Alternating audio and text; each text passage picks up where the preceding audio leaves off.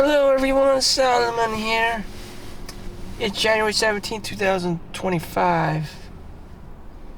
I'm at work. It's 3:30. Gotta work my shift today. I got some time to burn for that 8-minute monetization mark.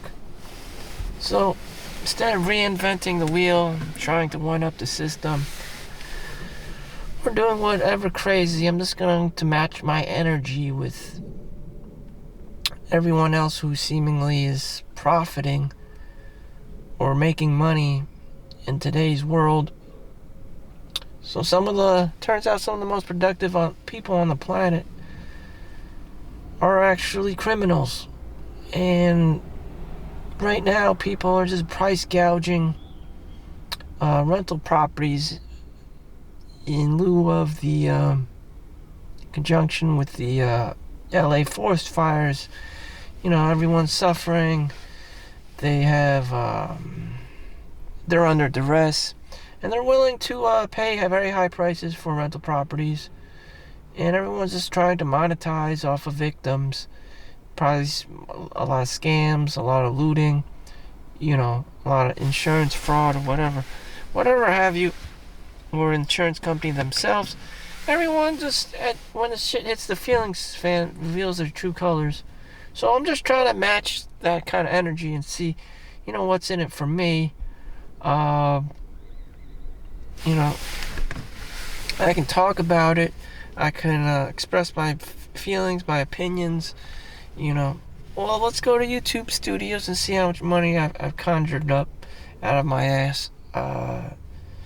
So, I'm trying to borrow. I actually got -2 viewers by talking about Karens. So I had 3,800 subscribers. Now I have 3,798 subscribers.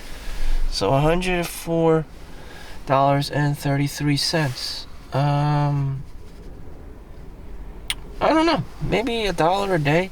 So if I'm pulling in $1 a day,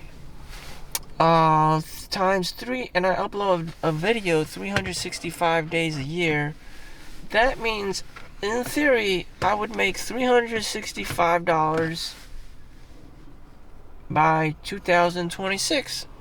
And that's the goal. So, using wisdom and basing it off my reality, that I make $1 a day doing YouTube, there you go. That's the plan. I'll upload every day about my everyday life. And there you have it.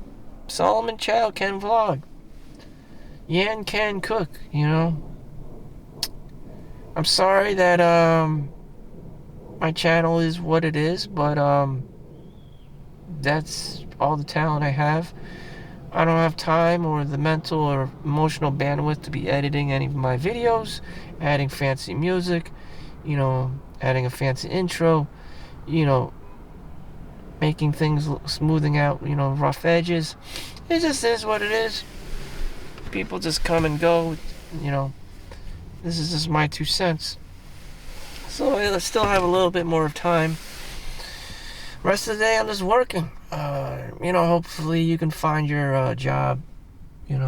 Right next door to me is a school with school children. And none of my videos are really meant for children, despite myself being very childlike.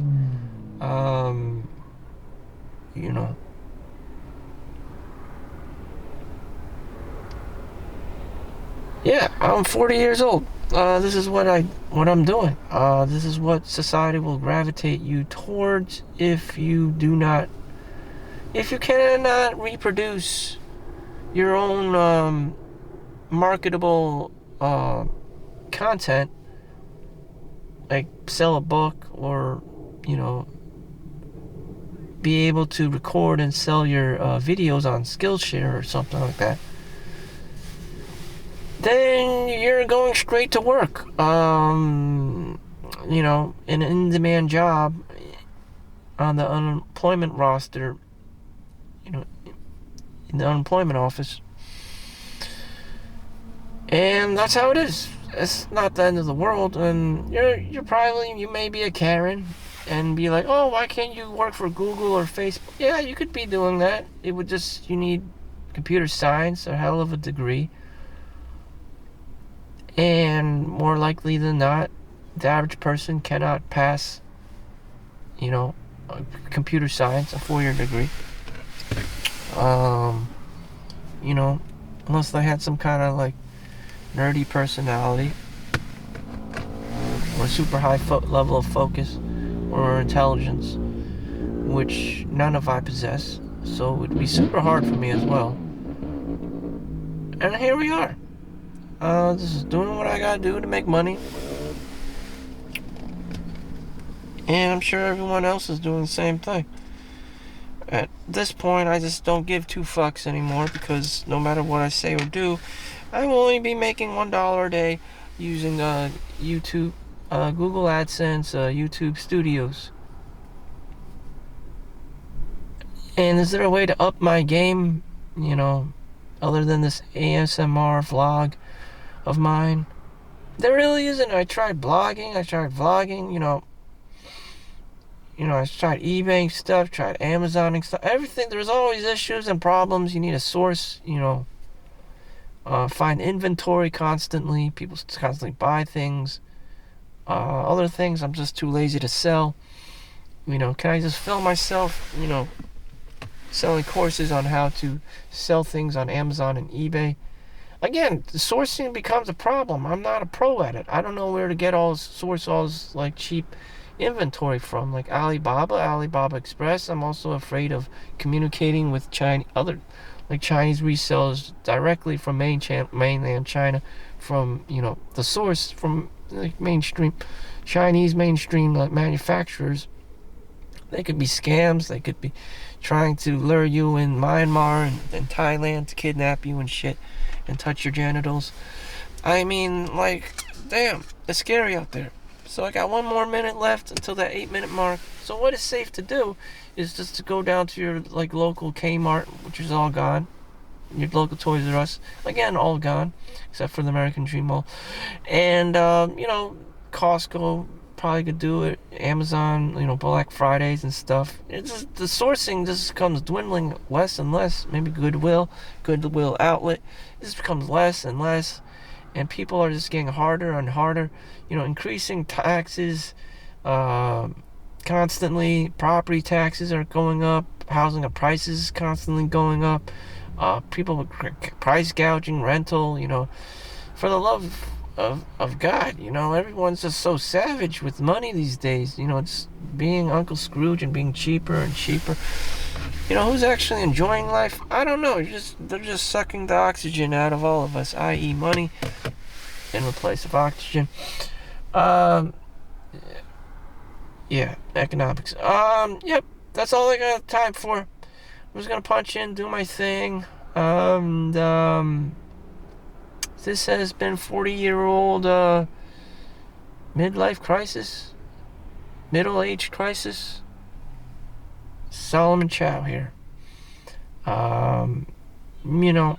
Any other great master plan or timeline where being something other than a wage slave? Probably not. I don't see it unless there's some inspiring person I've met in life and that can help me.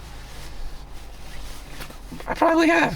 One of my neighbors is actually a book publisher, but whether I want to sit down and talk to him, he's fat, he's short, he looks like George Costanza. I mean, do I really want to talk to this person? Probably not. I mean, I'm pretty sure he can help me a little bit publishing a book, but anyway, I'm just gonna go do the 9 to 5 and peace out. Thank you for watching. Like and subscribe. See you in the next one. Thank you for watching.